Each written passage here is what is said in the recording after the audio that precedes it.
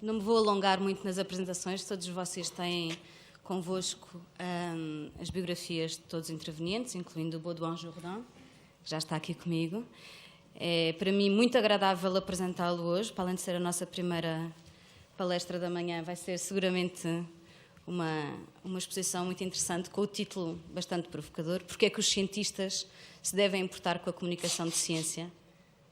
Que é uma questão que todos nós que trabalhamos em comunicação de ciência temos de lidar ou de responder de alguma maneira durante o nosso dia. This session will be held in English. Our Baudouin Jurdant is French, so although he understands Portuguese, he's not fluent enough to give us a talk in Portuguese.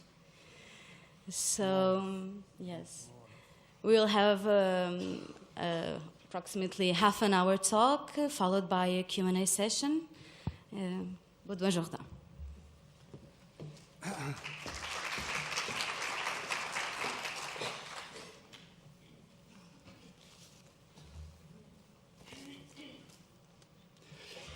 Thank you very much, Joana. I am very pleased to have been invited at this colloquium, and very pleased also with the title. But before doing that, I would like to ask you a question, which is a bit strange for a beginning.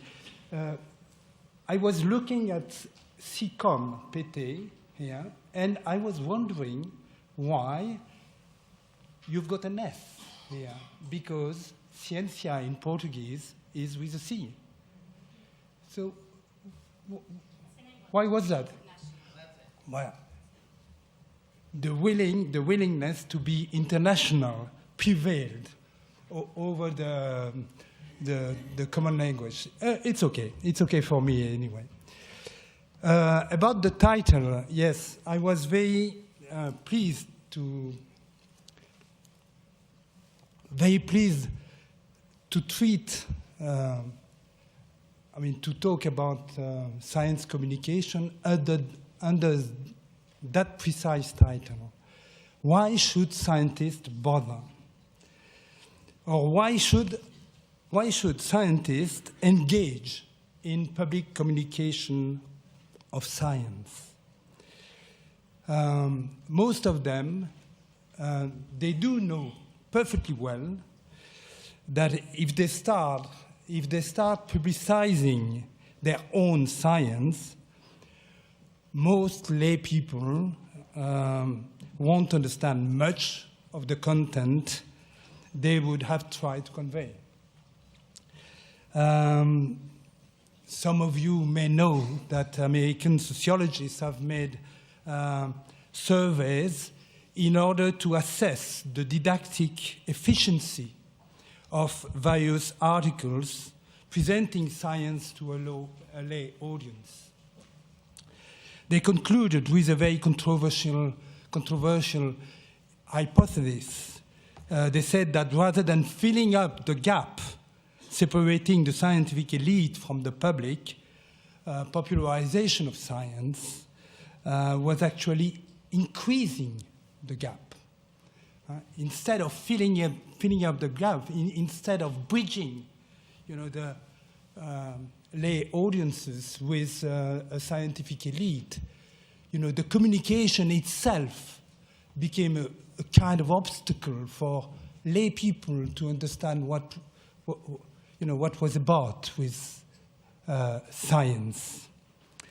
Science is more and more, and we know that, science is more and more far away from the everyday life of ordinary people. It's extreme specialization, and the techno-scientific dimension of the practice of science today makes it all the more difficult, to be accessible by lay people. I'll come back to that point because there are things to talk about that. Now, I would like to mention the false reasons to bother. I said, why bother? many scientists give themselves lots of reasons in order to bother.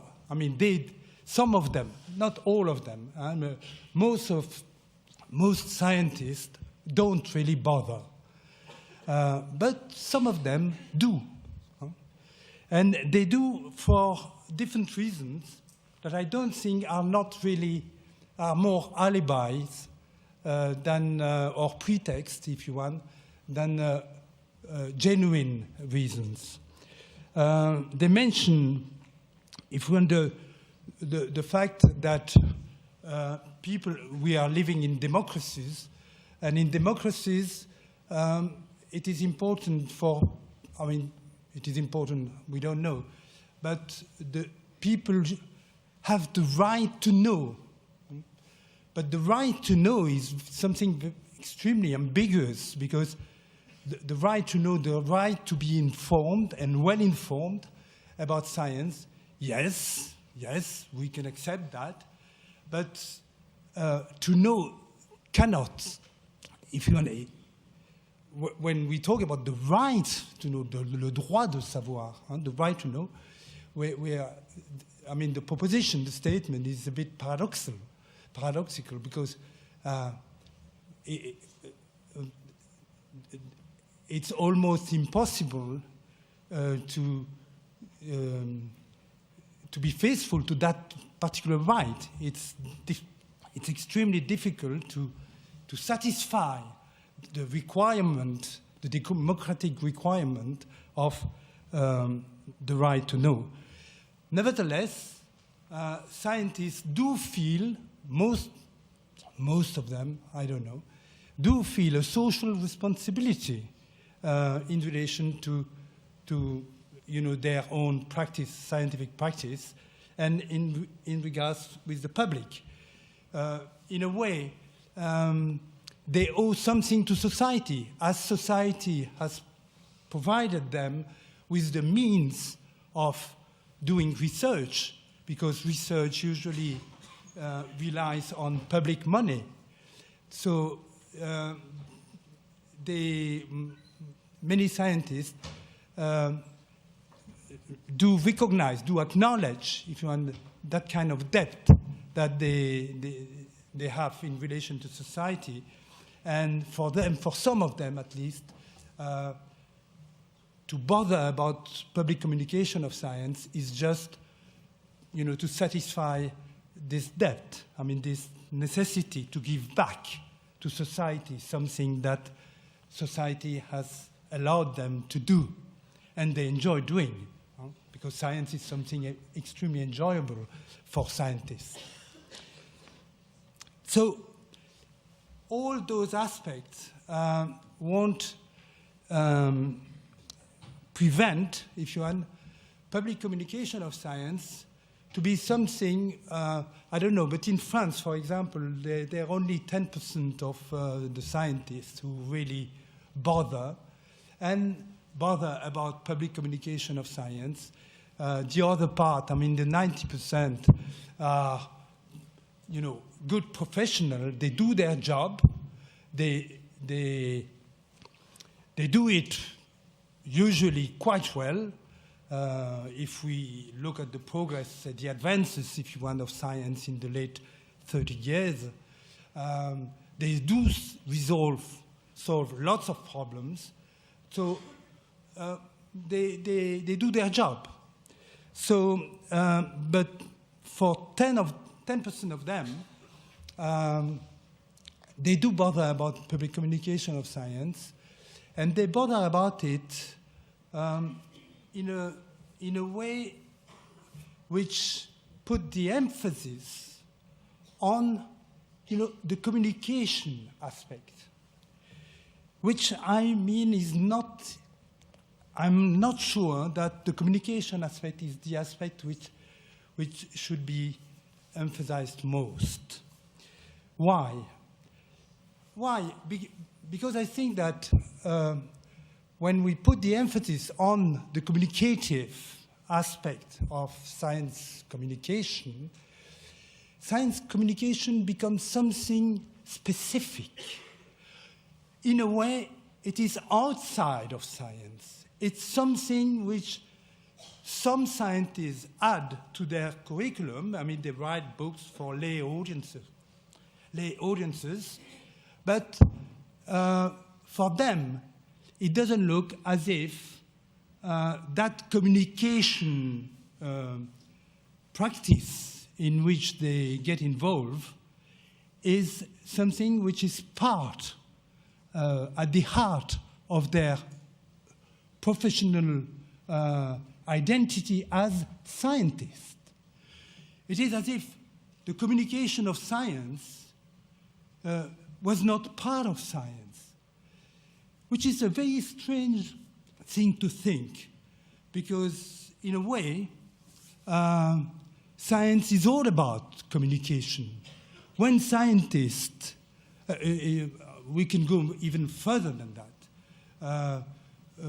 We could say that without communication, science would be nothing.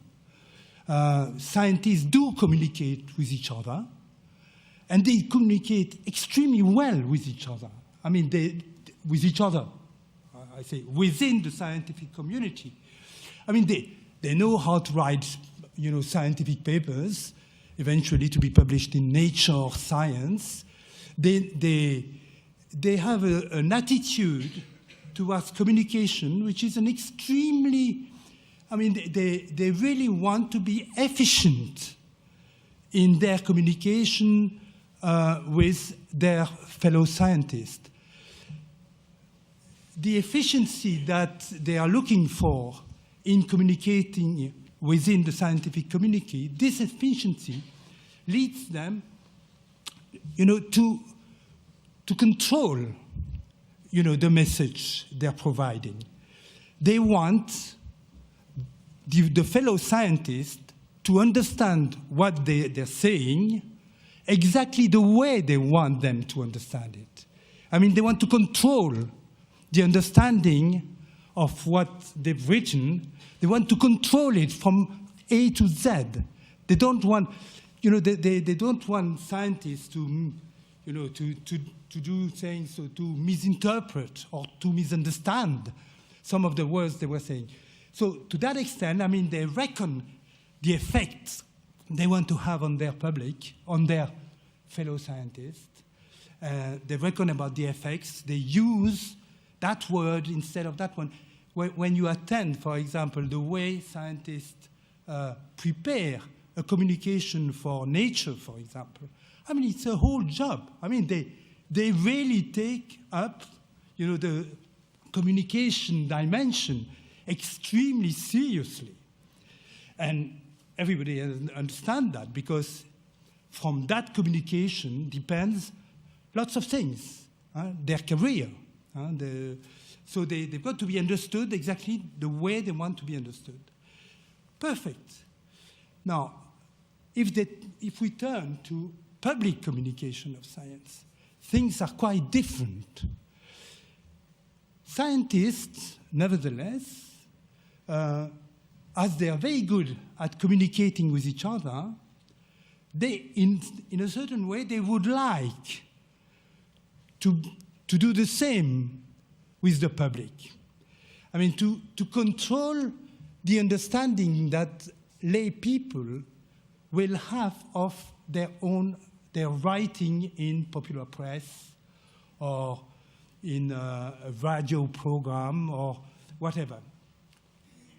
So to that extent, that means, if you want, that scientists are extremely touchy about, and you know that, it's extremely touchy about, the possible mistakes or misunderstandings of their own message. And that prevents them, some of them, I mean, to get involved into public communication of science. Because they say, first, if we're interviewed by a journalist, I mean, the next day you'll find in a newspaper a title which has nothing to do with what you had in mind when you talked to the journalist.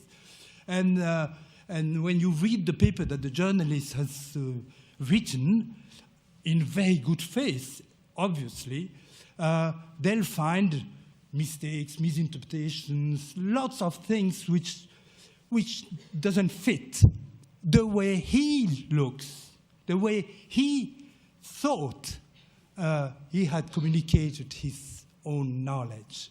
So to that extent, if you when I say that scientists are extremely touchy about, the precision, the exactness of the message that they want to convey to lay audiences, when I say that, that means that they want to, in a way, to control the message when the message is escaping them to enter the public sphere. And I think that's an extremely big mistake. An extremely big mistake, because I think that scientists should, that's my slogan since 2 or 3 years. I think that scientists should let it go. What I mean by that, I mean let it go, that means that the knowledge that you're providing, that scientists are providing lay people, that knowledge, of course, that knowledge will be distorted, it will be misinterpreted, it will be misunderstood by almost all the people who are not scientists in the same field. That's okay. Okay, it's impossible to prevent such misunderstanding. In order to understand, as you, in order to understand the message of a scientist, as well as a scientist of the same discipline, you've got to spend years in university, in training, in lab studies, and so on and so on. I mean, obviously, lay people are not prepared to, to become scientists. You don't communicate science for people to become scientists themselves. That would be dramatic in a way. So to that extent, when I say let it go, that means I think that the knowledge that the scientists can provide to lay people, that knowledge should lead its own mediatic life. I say mediatic life, but it's something else which is at stake here. It's not only media. The media, we know that journalists are no good. We know that mediators are saying lots of rubbish, and they distort, they simplify. I mean, they are no good at all. I mean, from the point of view of the scientists, of course. But the stake, which I think is extremely important, and why I should think that that the communication of science should re-enter the proper business of science. That, the communication of science, and I am talking about the communication of science to a lay audience, is something which should be at the heart of the practice of science. It's not something secondary. It's not something which is apart from the very practice of science itself. One of the stakes, which I think is definitely related to that public communication of science, is a cultural stake. The cultural stake, I mean, you all know, and I suppose that you've read that twice or thrice. We all know what Charles Snow, the famous little book, The Two Cultures, that he has written, in order to characterize one of the main features of our civilization. I mean, the fact that the elites are split into two camps which are looking at each other in not very friendly way. The camp of the scientists in one way. I mean, the people who are working in labs, who wake up very early in the morning and who are extremely busy, and the literary people on the other side who are, you know, who stay late at night in drinking and smoking and doing lots of different things. And those two camps, if you want, are enemies in a way. So he thought that it is extremely damageable for the unity of culture. I won't talk about that because I don't think that culture should compulsorily be unite. It's not a necessity. But I think that the cultural stake, which is related to the public communication of science, is this one.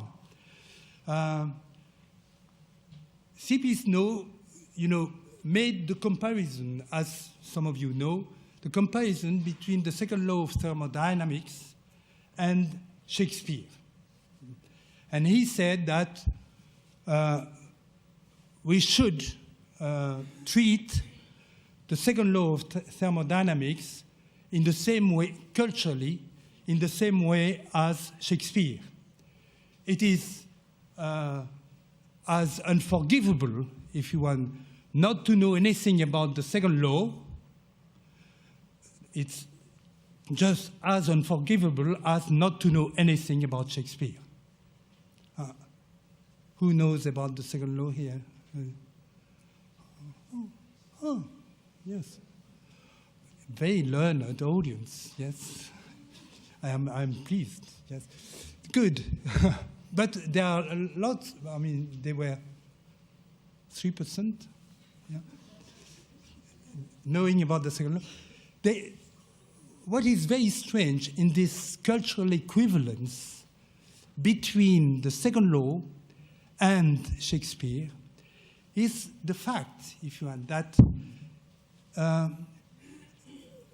the second law, if you claim to know it, and that's why lots of people didn't raise their hands, if you're claiming that you know about the second law, that means that in a way you've worked it out.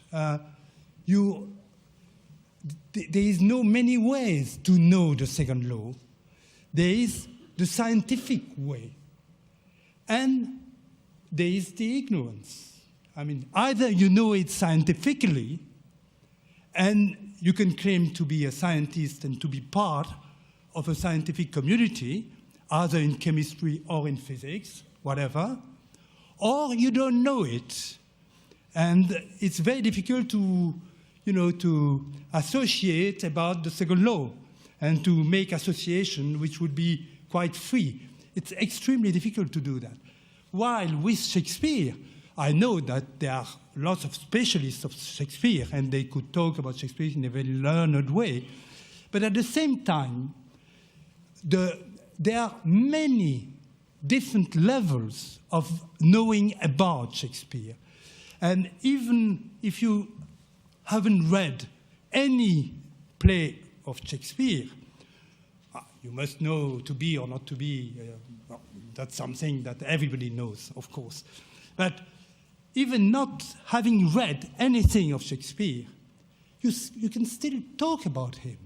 Not only you can talk about him, but you can listen to people talking. You can debate. You can enter a debate about Shakespeare without being ashamed or whatever. Everybody, Shakespeare is something which is an author who is extremely interesting to read, of course. But it's not only that. There are many with Shakespeare. It does accept, the plurality of views which can be expressed about Shakespeare. So that plurality of views is what makes Shakespeare cultural. It's exactly that which gives Shakespeare its cultural dimension. The fact that everybody can appropriate himself, Shakespeare, in his own way. So the points of view, the many points of view that we can share, we don't share always the points of view. But the problem is that the differences between points of views are extremely important to start a debate. I mean, to start an interesting discussion about Shakespeare. And I think that the best thing which could happen to scientific knowledge is really to trigger discussions among lay audiences. Discussions where nobody would be illegitimate. Everybody should have a word, and ignorance shouldn't be pointed at, saying that, oh, you don't know that, so no, don't enter the debate, you don't know anything. Let's the expert. Let's give the word to the experts. They're the best in order to know. No. If science wants to integrate culture, as it should be, because we are here in ScicomPT, in the Pavilhão do Conhecimento, that means that we are here in a kind of museum where various points of view on scientific knowledge has to be expressed and have to trigger discussions. And it's only, I claim that it's only through discussions about science that science can be really conveyed to lay audiences. I mean, you can make the best film you want with lots of communicative tricks or whatever. If it doesn't start, if it doesn't trigger a discussion with somebody else, with your family, with your father, your parents, your sons, if it doesn't trigger a discussion, I think it would be useless. What I mean by that is the purpose of scientific communication is a cultural purpose. And it's particularly important for, I'm sorry, I've got to conclude.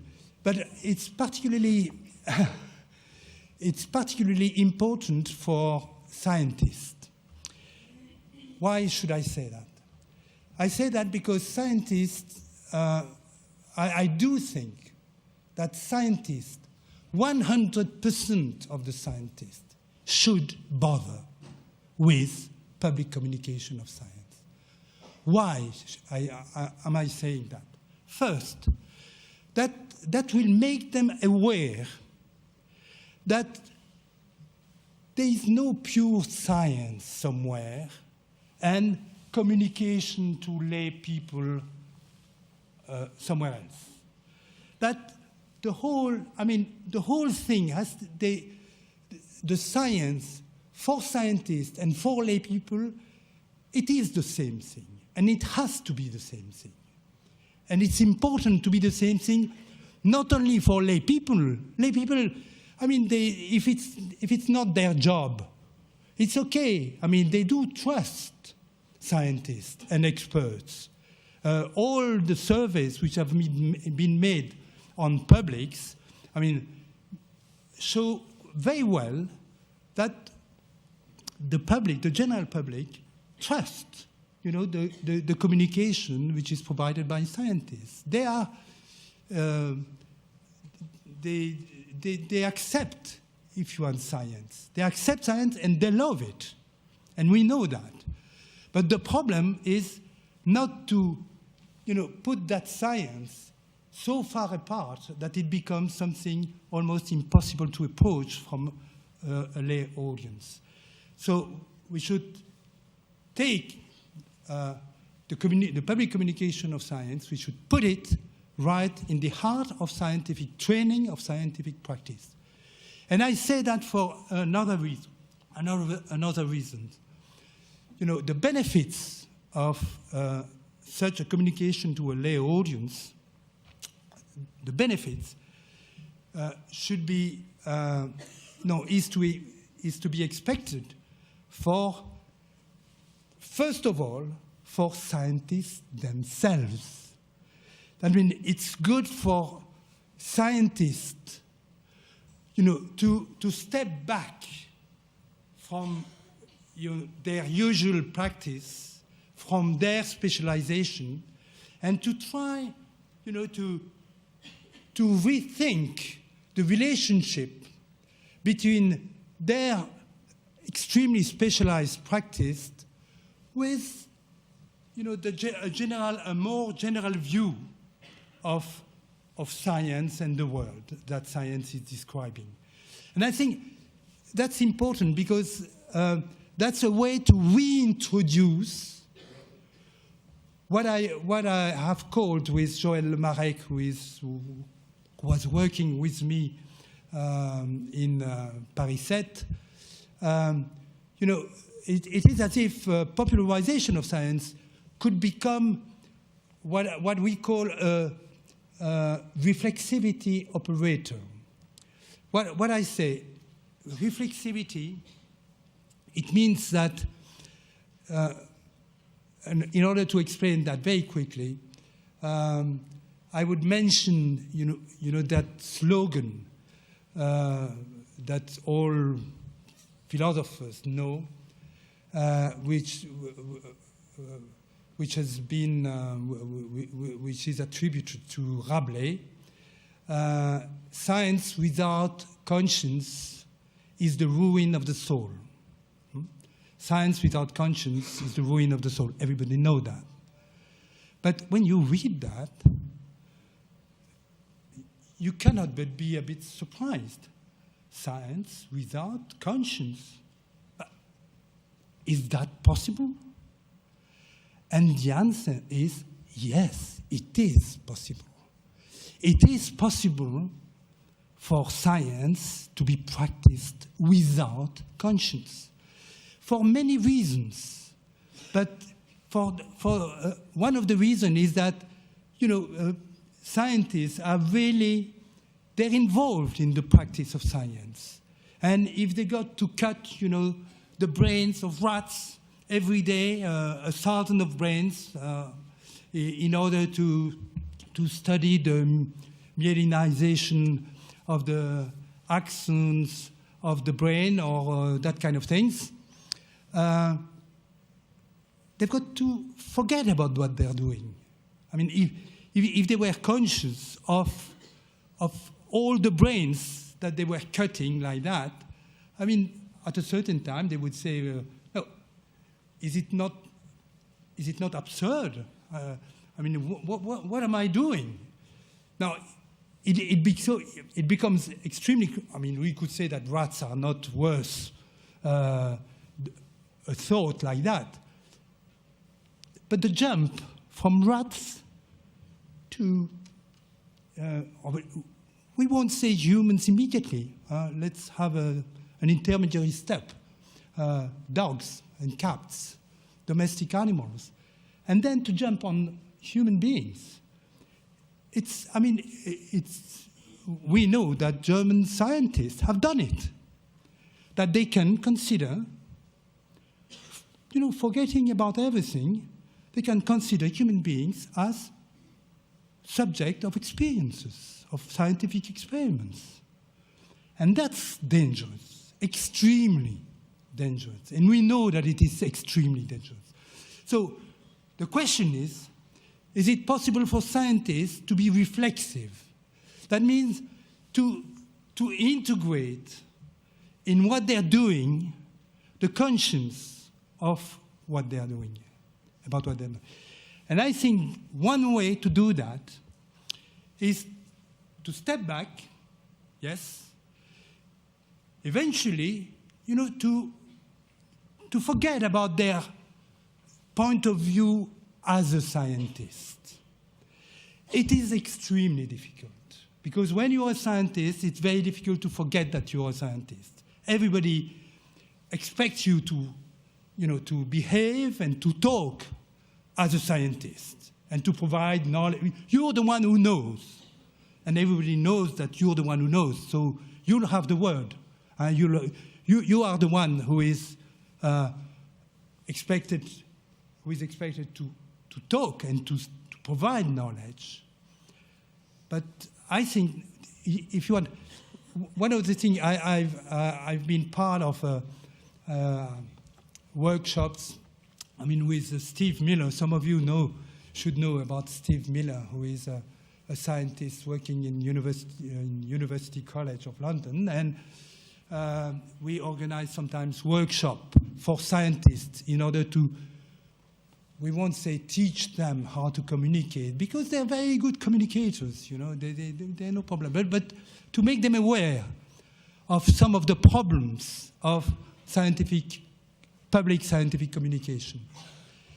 And the first thing that we asked them to do, so we had scientists around, and the first thing we tried to train them in was in listening. We trained them to listen. Before talking, before providing the knowledge that they've accumulated for their whole life, they have first to listen to people, and to pay attention to what people know. People are not ignorant. Lots of scientists think that, the basis of scientific communication, the rationale of scientific communication is, to try to get rid of the ignorance of people. But people are not ignorant. It is the ignorance of people is a kind of presupposed rule in order to write the message for communicators. Communicators, the executive editor of Ciência, for example, they will say to the new journalist, they will tell the new journalist, you should write as if your reader didn't know anything. Not true. It is not true. I am not sure that it's a good advice. I'm not sure that it's a good advice because, it might be advisable in some situations, but not in all situations. Because I think that the communication has to be authentic, genuine, even if there are things which are not very well formulated or a bit clumsy in their expression. Doesn't really matter. It will trigger interactions. And interactions that's what we should aim at. We shouldn't aim at providing and at transforming the general public into some kind of, to give them expertise on all the subjects that science is covering. That's impossible. It is impossible. We shouldn't even think about knowledge. We should think about interactions with lay people, interaction between scientists and lay people, discussions where lay people have something to say, just in the same, with the same legitimacy than the scientist. And that's extremely important if we want science to be part of culture, which is one of the big problems. You all know, the work of Jean-Marc Lévy-Leblanc, who said that science should be part of culture, but it is not, and it's still not part of culture. Not really. All the time, and we have reactions of people saying, "Oh, that's science." Just no, don't try to time me with that kind of stuff. I mean, I was not good in math. No, not science. No, it's science should be enjoyable. And in order for people to enjoy science, they should be able to talk about it and eventually to make mistakes about science without being immediately repressed. That's not true. No, wait. Let's discuss the matter. The not true or not true? No. Let's knowledge, scientific knowledge, live its own life, its own cultural life within lay audiences. I think that the best we can hope for scientific knowledge in order to, for the scientists also to take up the job of communicating their science to the lay audiences. They will become reflexive, much more reflexive, and it is thanks to this reflexivity that they will be able to start real discussions with non-experts, with lay people. Thank you very much.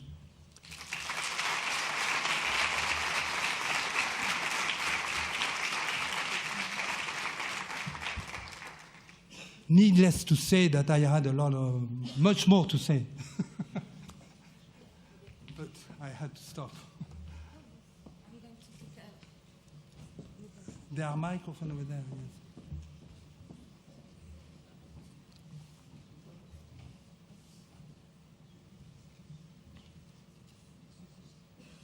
Yes. Since I found the microphone, any questions?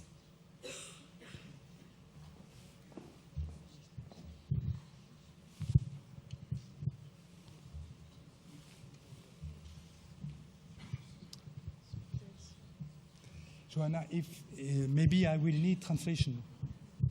Bonjour. Bonjour. In French, you can talk in French. Or in not good enough. No, okay. About what you are talking about, that is very related with the concept of scientific literacy, which is a hard concept because there's a lot of definitions, but it does imply a certain amount of basic knowledge. Is that possible to quantify, to define what should be the basic knowledge that allow us to have the scientific literacy, the lay people? You want me to tell what I think? Yes. I think there shouldn't be any prerequisite before starting talking about science. Like with Shakespeare. People are learning through interactions. That's the way they learn. So if you have a prerequisite before starting talking about science, they're lost. They won't be able to talk. They won't be able to free themselves of the ignorance that they are supposed to represent in relation to the scientist. So as soon as they know how to talk, like children. I mean, you have the experience of children in a museum like that. I mean, they are full of questions. They don't know anything, but they're full of questions. They ask questions. They're free to ask them. They feel free to ask them, and that's the best which can happen to them. Ask questions, discuss the thing, make mistakes. Yes, of course, the necessity for lay people to, I mean, obviously they will make mistakes. Oh, obviously they will misinterpret, lots of statements, of scientific statements. But it's not serious. I mean, it's not a crime. And if they make mistakes, the mistakes will be corrected through debates, public debates about science. That's what we're missing. Public debates about science, and where scientists have to come and to face lay audiences, which is difficult for them. Yes, it is difficult. but it is necessary if we want science to be part of culture. There is somebody else, yeah. Yeah, just 2 comments.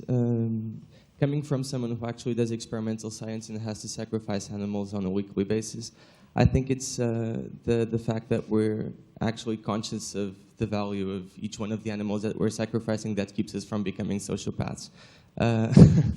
The second one is, I'm not sure, I mean, coming from some years and actually engaging with the public and trying to communicate science, especially with students, I'm not sure about the feasibility of actually comparing like the way that people relate with the second law of thermodynamics to Shakespeare, for example, because I do think it's very different, and I do think that we as scientists still have to do that process of mourning for the fact that they are two inherently very different things, which is the way that people can engage and create empathy with something as Shakespeare, and the way that people can relate with a fact such as the second law of thermodynamics is always going to be inherently very, very, very much different.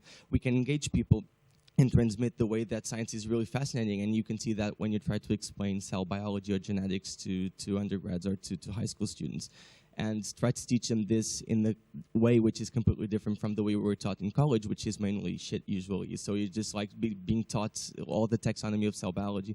What I'm trying to say is, it's very different. I think that the way we see this, that social sciences and scientists see the humanities, and the way that we as scientists see science, people will never relate in the same way. And I think that they have 2 very different types of beauty, which are not necessarily matching.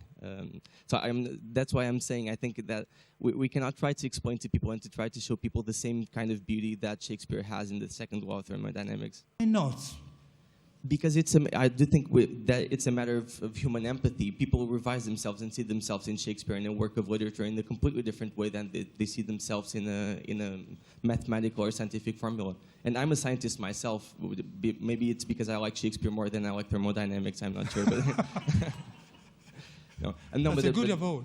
No, but seriously, I do think that it's I don't know, it's kind of, I wouldn't say dangerous, but we sometimes fall in this temptation of trying to like transmit the same kind of fascination that we as humans feel for literature, and we feel that people should feel the same way about science, and I don't know, I'm not sure. What is very strange in your comments is the fact that actually when you look at globally, when you look at popularization of science in terms of, the plurality of the medias which are concerned with that communication of science, films, museums, conferences, talk in TVs, and so on and so on and so on. Actually, each form represents a particular point of view on a scientific fact. Right? So the plurality is there already. The plurality of points of view is related. Those points of view are related to the media themselves, which is something which is extremely particular, because we expect scientific facts to remain scientific facts through all the different media which are able to talk about it, which is a very strange process. It is as if scientific facts had to stand up like reality itself, because they're supposed to be reality. And that's the way you get rid of the point of view. Even of the point of view of the scientist, because the scientist has a point of view when he talks about scientific fact. But he can easily forget about it. He can easily think that he's talking about a reality which is, as Lauren Daston used to say, seen from nowhere. Seen from nowhere. What kind of reality is seen from nowhere? It is a very strange expression. It is a reality. There is no reality seen from nowhere. It doesn't exist. So all realities have to be related to the point of view that you have on that reality. And to become reflexive is to become conscious of the fact that even if you can dispense of that point of view while doing science, that point of view is there. And you can become aware of that point of view. And if you become aware of that point of view, Kuhn will say that if you become aware of the paradigm you're in, then that's a way to step back and to accept the possibility that other points of view are possible on the same realities. I don't see why statements concerning scientific facts shouldn't allow for such plurality of points of view. Why not? You said that, no, there is a difference between Shakespeare and the scientific fact. Why? Why? We have been trained to think within that splitting of things.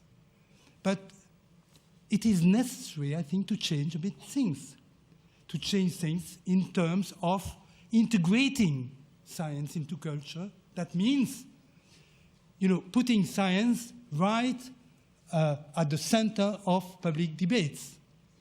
And it's only through that eventually the public will learn something about science, and not only learn, but eventually support science. So the interest for scientists to do that is incredibly important. The public, actually, the thing which spoiled everything in 20th century is the alliance between science and the state. The fact that science and the state are so close poses a lot of problems. And I am the translator of Paul Feyerabend in French, and I am definitely supporting the view of Feyerabend that we should separate science from the state.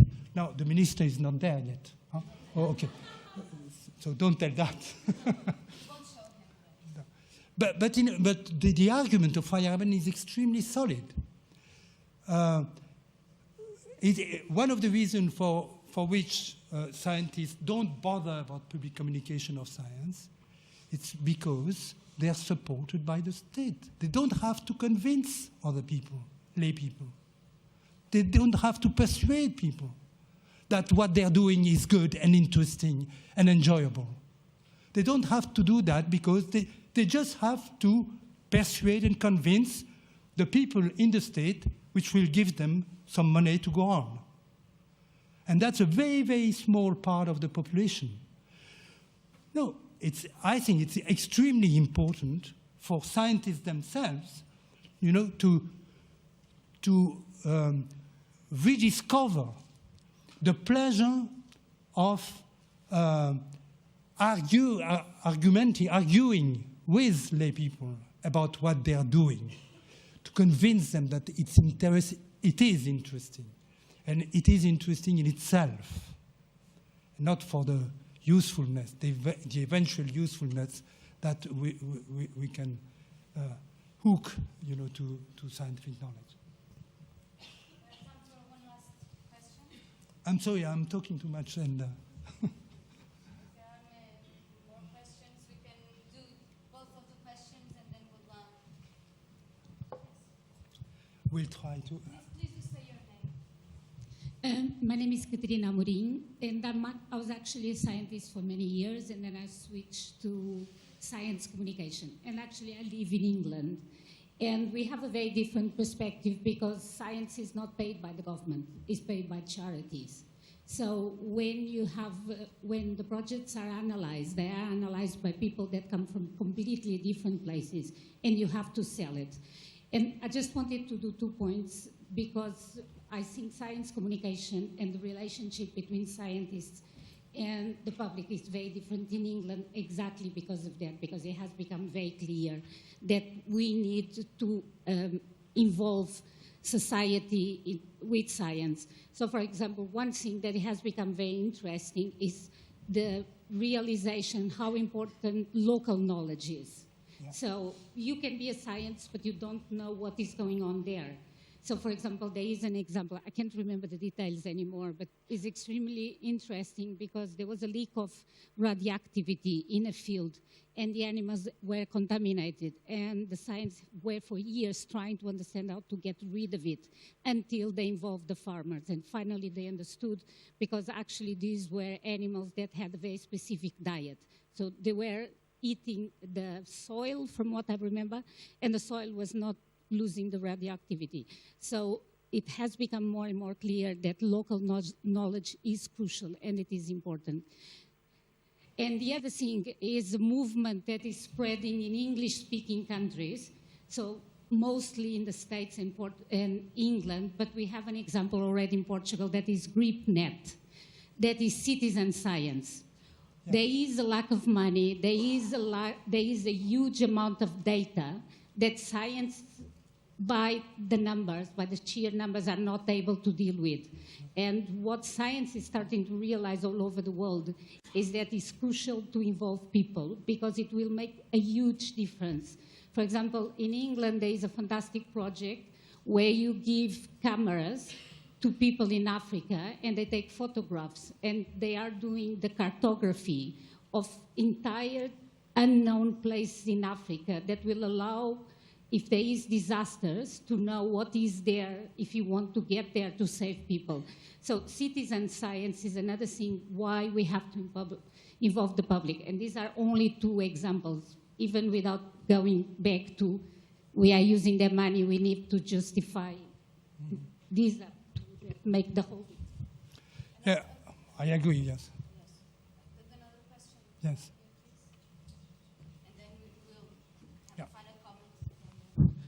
It's basically more of a challenge. I think that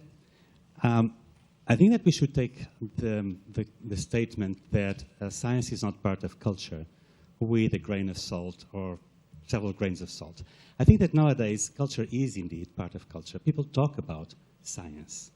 More and more. There is more and more. There is a lot of discussion going on about scientific issues.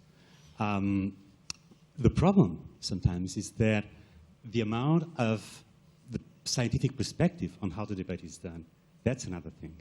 It's a little bit like if everyone is discussing and talking about Shakespeare, just talking about to be or not to be, and not being able, they are able to read, but not really be able to really engage in a fruitful discussion. I mean, people are discussing about GMOs, people are discussing about environment, people are discussing about the Higgs boson. So there is, science is permeating culture. It is starting. It's starting. The thing is that then criticism and capacity and science works in a different way when we talk about debates and dialogue. It's not exactly the same thing. So I think that it's just, for me, a warning on this perception. I didn't get the last bit, which was the most important. Just a warning on the fact that when we say it's not part of culture.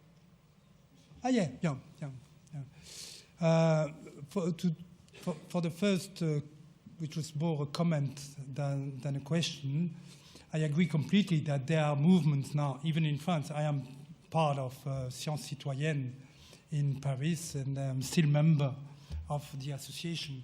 So I do think that things are getting better. But they are getting better, and at the same time, I don't know if you're aware of that, when you look, for example, at the Eurobarometers and the questions that the Eurobarometers are sending, asking people in order to assess their scientific level, some of the questions are really, why? I mean, it's extremely strange. I mean, and the supposedly good answer, good response, which should be the response of the scientist himself, is most of the time is not at all what the scientist would have said. It's incredible. I mean, to see la méprise, the mistaking, if you want, of the questions in Eurobarometers. And some people are talking, I've heard that very recently, they are talking about, you know, the coming back of the deficit model,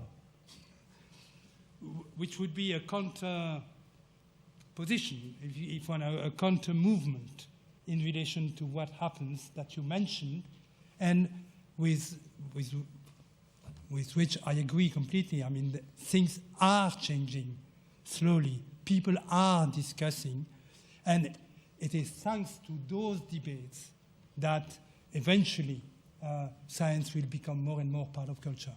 Now, one of the problems that you triggered is that people are talking about GMOs, yes, but where are the scientists? And I mean, not the science communicators, the scientists themselves. Because if scientists themselves don't commit themselves in that communication, you know, if scientists themselves are not culturally reliable in terms of science, and many scientists are not culturally reliable about science itself. They don't have a scientific culture, in inverted commas, because that's a useless expression, scientific culture. I mean, you've got a culture, and science is in it or out of it. But I think it should be in it, but it is culture, and it has not to be scientific. I mean, I don't believe in the expression scientific and technical culture. For me, it doesn't mean anything. Either science has a cultural dimension or it hasn't. And I would agree that with the fact that discussions and debates are more and more frequent in our democracies. Extremely good. But where are the scientists? They don't have the time. I mean, that they work so much that it's very difficult for them to take part. No, but we can advocate for slow science. You know, the last book of Isabel Stengers is very good for that. We should now accept science to slow down a bit, and to free scientists in order for them to engage in public debates, really, genuinely, and not to provide the knowledge to the ignorant people, because that doesn't work. Thank you.